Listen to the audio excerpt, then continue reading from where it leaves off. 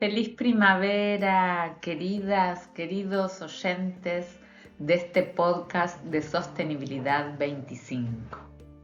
Hoy llegamos al podcast número 25, ¿lo pueden creer? Este número es muy representativo. Ya hablamos del número 25, nos quedan 25 años para lograr el equilibrio de emisiones y estamos en el 2025 que se celebra la COP30 en Río de Janeiro, ciudad clave y país del que hoy vamos a hablar. El tema de hoy es deforestación y con esto la unidad de fuentes de costos ambientales. Mi nombre es Andrea Lorenzo y les deseo que tengan un muy buen inicio de la primavera. Siempre vamos a iniciar conectando con los temas que ya hemos ido abordando. Por eso vamos a volver a hablar, a presentar el balance de carbono que tiene relación con las emisiones cero. Y luego vamos a conectar eso con los gráficos de emisiones para todo el mundo con el LUCF, que quiere decir en inglés Land Use Change and Forest, es decir, cambio en el uso de la tierra y de la forestación. Y luego vamos a ver los datos del monitoreo de la temperatura global, es decir, mundial, y vamos a hablar del caso de Brasil relacionado al uso de la tierra, como ya les adelanté. Cuando hablamos de emisiones gaseosas, hablamos de emisiones de CO2 equivalentes. No solo se produce CO2, hay monóxido, dióxido de carbono, metano, productos del nitrógeno también, que se expresan las emisiones en CO2 equivalente. Y acá vemos el ciclo del carbono.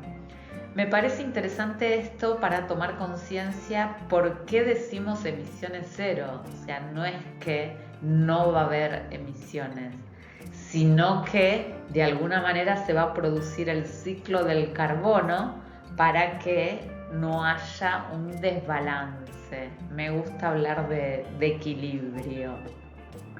Entonces, los seres humanos, nosotros, tenemos productos orgánicos que son combinaciones de carbono, hidrógeno, oxígeno. ¿Qué pasa cuando estas moléculas o sustancias con carbono e hidrógeno producen energía? Consumen oxígeno, ¿no? Tomamos el oxígeno del aire, se produce en la célula la combustión y los desechos de esa combustión son CO2 y agua. Entonces, por un lado el agua la eliminamos por la respiración y también el CO2, ¿no? Entonces ahí vemos, hay un carbono orgánico y los seres vivos como este animalito o acá desprenden CO2. En cambio, las plantas toman ese dióxido de carbono y lo usan en la fotosíntesis y eso nos permite mantener un equilibrio. Entonces, acá ya vemos algunas estrategias para las emisiones cero. Por un lado, hay que preservar a las plantas para que consuman ese CO2 y por otro lado no hay que emitir tanto volumen de gases, ya que no pueden procesarlo la cantidad de plantas existentes en el ambiente. Después también hay otras maneras, ¿no? El carbono se libera por el metamorfismo. Acá vemos que el metano y el dióxido de carbono se liberan en las actividades humanas industriales, en este caso, y el carbono también se mineraliza y sedimenta y produce combustibles fósiles como el petróleo o el gas que se encuentran fosilizados, pero cuya fosilización lleva muchísimo tiempo, ¿no? Mucho más que lo que duran varias generaciones humanas. Entonces, de alguna manera, cuando uno consume petróleo, está consumiendo un consumo no renovable. Y esos son las que se llaman energías térmicas. Entonces, puede ser fuel oil, diésel, gas natural, carbono, se usaba hace mucho tiempo para las calderas, ¿sí? Esos son distintos tipos de combustibles. Entonces, estos son no renovables y producen emisiones, y hay otros como la producción a partir de agua, o incluso la nuclear no produce una combustión de ese tipo, sino que el calor para la producción de energía se genera por desintegración de átomos, entonces no hay combustión. Muy bien, dada esa introducción, vemos que los árboles cumplen un rol muy importante, ya que pueden absorber, pueden contrarrestar las emisiones. Y eso lo vamos a ver en estos nuevos gráficos que les presento. Hasta ahora no se los he contado. En general, lo que uno muestra es el gráfico que incluye el cambio en el uso de la tierra y la forestación. Cuando uno incluye eso, de alguna manera está considerando el beneficio de los árboles. Y por eso les resalté en violeta los números. Esta flechita lo que muestra es a Brasil, ya vamos a hablar, es esta violeta que ven acá abajo que hace un salto para abajo, en vez de subir como todas las curvas, Brasil va para abajo en este periodo de tiempo, y en este caso vemos con, y el número, si vemos las dimensiones de este lado, en el eje vertical tenemos las emisiones de CO2 equivalente, como les dije, y abajo la escala temporal, ¿no? Todos los años desde 1990 aproximadamente. Y vemos que el número de la mayoría de los países del mundo, ¿sí? Por ejemplo, esta curva amarilla está en 11 gigatoneladas. Y este gráfico parece igual, pero es distinto. Fíjense que este dice sin cambio en el uso de la tierra y la forestación. Es decir, si no consideramos a los árboles, ese número que era 11 gigatoneladas pasa a 36. Es decir, la diferencia es el beneficio que logramos de las plantas. Estos gráficos tienen muchísimas formas. La fuente se las menciono en la diapositiva anterior, Climate Watch Data. Y ojo, porque en este caso el color amarillo no significa energía, sino que son los países que más emisiones tienen. Por eso les recuerdo nuevamente que el que está en violeta es Brasil. Entonces, de estas dos, ¿cuál es la conclusión que queremos tomar?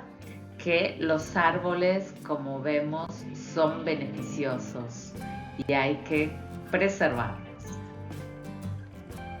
Vamos a pasar al otro tema que les mencioné para el día de hoy, que es la temperatura global. Hoy escuché a uno de los presidentes líderes mundiales hablando en la Asamblea General de la ONU y desacreditando todo el trabajo que se hace sobre cambio climático. Claramente, los países que están con mayor responsabilidad en el mundo por la generación de emisiones, cuanto más se saquen ese problema, más conveniente va a ser para ellos. Entonces, les quiero traer otro gráfico de esa misma de esa misma Organización de Naciones Unidas hay un grupo que se dedica a la meteorología, World Meteorology Organization, WMO, que es la fuente de este gráfico, que nos muestra desde el inicio de la etapa industrial en 1850. Y vemos que esto venía fluctuante, ¿sí? Que eso es lo discutible, porque bueno, hay variaciones, otros dicen que no tenemos registro y es cierto, pero hay algo que me parece muy interesante. Acá hay un periodo donde hay un cambio, se estabiliza y luego hay un gran cambio. Pero ¿qué vemos? Fíjense que acá hay otra pequeña meseta. ¿Y qué pasa ahí? Pasa la pandemia, pasa que disminuye la actividad humana, disminuye el transporte. ¿Y qué vemos? Ha habido grandes desastres climáticos en esa época. ¿Y qué pasa con la temperatura global?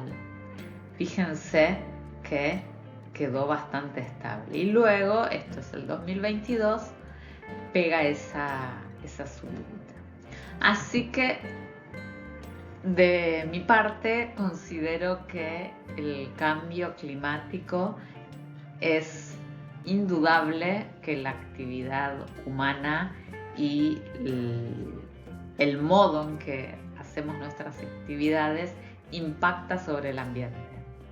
Si esta temperatura, si estos datos no son fidedignos, habrá que hacer más estudios de incerteza. O sea, se trabaja mucho en evaluar estos datos. También hay que ver cómo se monitorean, pero esos datos están acá y lo que sabemos es que tienen una misma referencia y un mismo modo de tomarse. Muy bien, vamos a pasar al caso de Brasil que les anuncié. Antes de iniciar, quiero confesarles que he tratado arduamente de buscar un especialista, un especialista más idóneo en esta temática, que haya trabajado más en medio ambiente o que sea biólogo para contarnos, iluminarnos sobre el cambio en el uso de la tierra. Como eso no lo logré, lo que les voy a contar es mi trabajo de investigación que hice para la materia de recursos naturales en la USAL, en mi carrera de Relaciones Internacionales, y el trabajo que hice para esta materia lo pueden ver por últimos días en la página web de Sostenibilidad 25. Brasil en el año 2004 emite la primera comunicación nacional que emite a este comité, a esta cumbre climática. En ese momento estaba en el tercer puesto, es decir, había solo 2 países que lo superaban en emisiones. En este caso, liderar no es algo positivo. Y hacen un trabajo de investigación enorme. Es un informe muy completo, muchos datos, 250 organizaciones, más de 750 especialistas, y sobre eso les voy a contar algunos datos. En el año 2010 se celebra la COP15 en Copenhague y ahí ellos presentan planes de mitigación. En 2015, ustedes saben, se celebra el Acuerdo de París, la COP20, y ahí presenta metas de investigación. Y en el 2020 presenta una actualización y ahí alcanza el puesto 6º.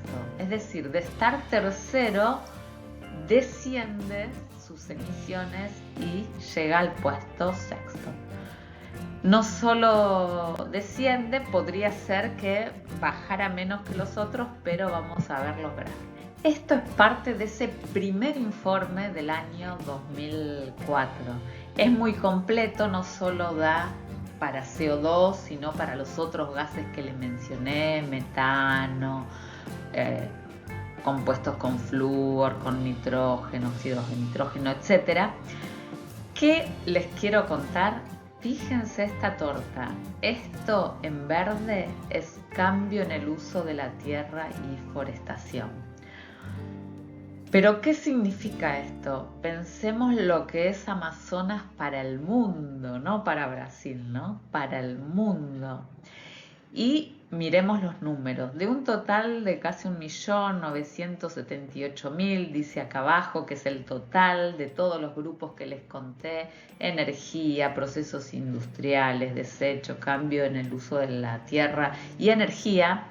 Vemos que energía está arriba con un número de 200 y pico mil, que es muy importante el transporte, más importante. Recuerden que Brasil tiene fuente hídrica predominante, procesos industriales muy bajos y cambio en el uso de la tierra es casi 800.000, 700 y pico de mil de unos 900 y pico mil. Es cambio en el uso de la tierra y la forestación. Fíjense qué importante para Brasil y para el mundo.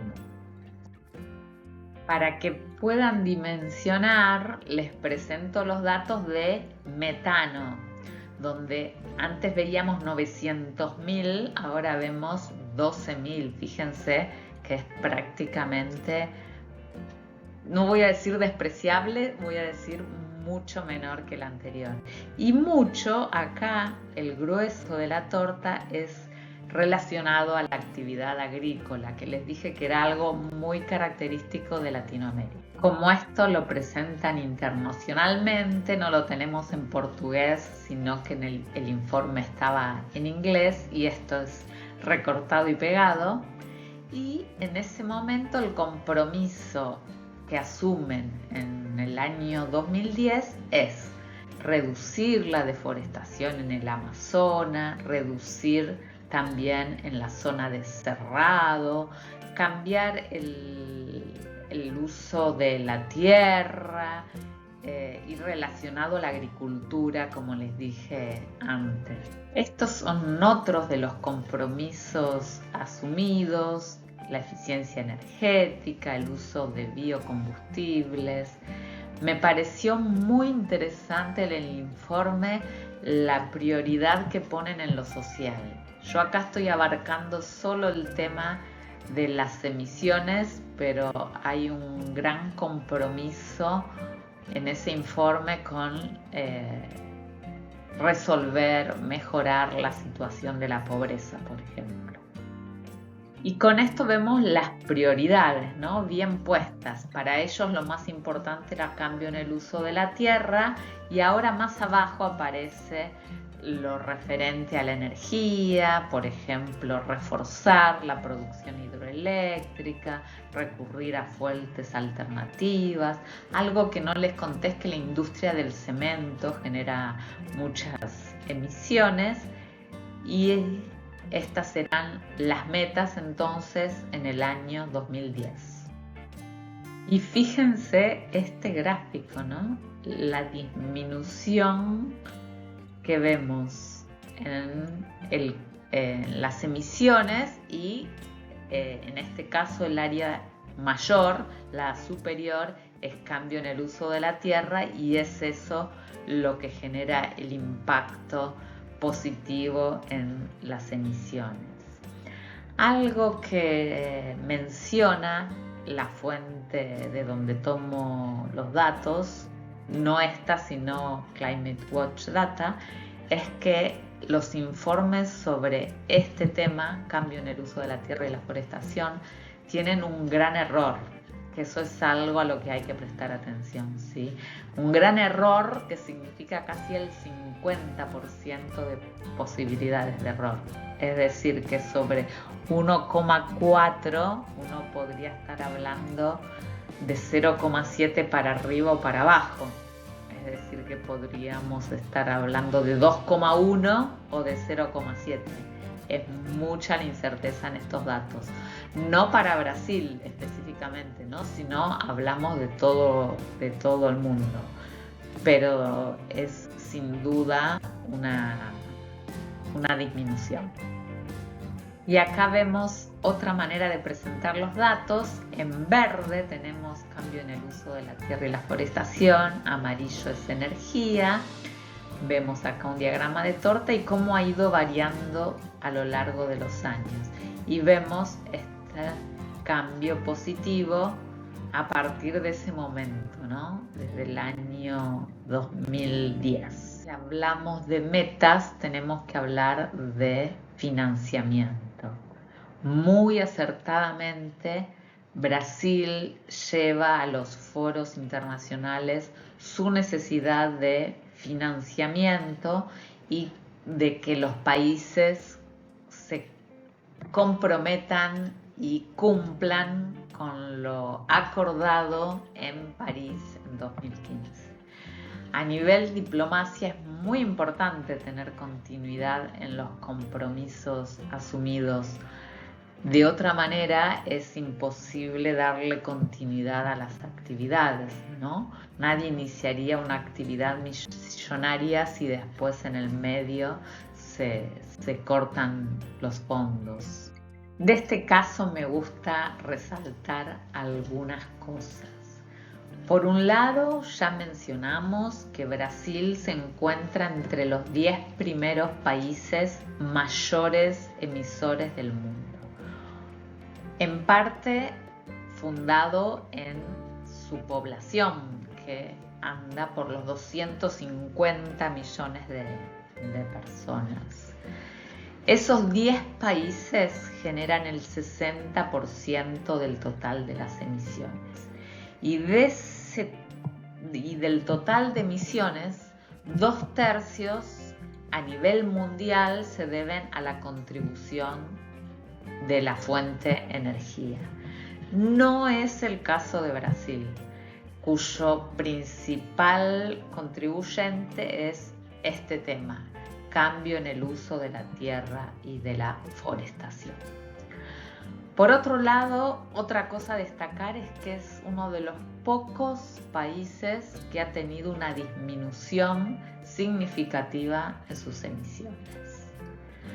También que en el año 2021 se compromete a lograr la neutralidad 10 años antes de lo que había prometido. O sea, se había comprometido al año 2060 y en el año 2021 anuncia que lo va a cumplir para el año 2050, la neutralidad en emisiones. Otro dato que ya se los mencioné es lo que menciona la fuente respecto a la incerteza en estos números de emisiones, ¿sí? Que alcanza valores de 50%. Por último, en el año 2021 es el último registro de reportes que tenemos. El procesamiento de la información, de los datos que los países presenten en sus informes lleva algún tiempo y la última información disponible a nivel mundial es del año 2022.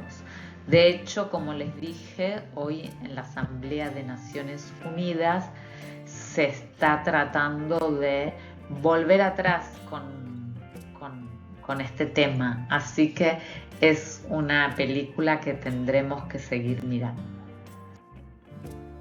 Nuevamente, muchas gracias. Recordemos que si dejamos menos huella de carbono y más huella en el corazón, creamos futuro. Les mando un abrazo y visiten la página web, suscríbanse al canal YouTube y síganos en Instagram. Chau, chau.